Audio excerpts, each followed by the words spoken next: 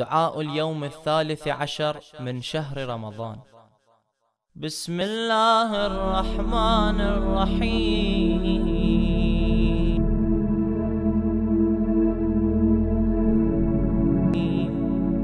اللهم طهرني فيه من الدنس والأقذار،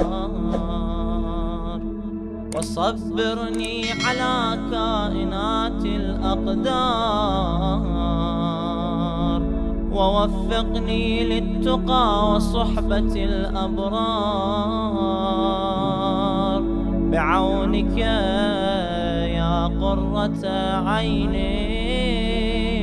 المساكين.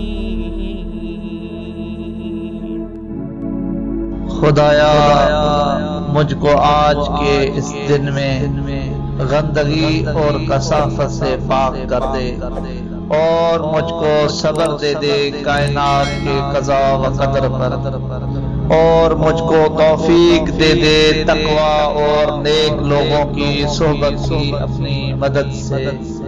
ऐ मिस्कीनों की आँख की ठंडक।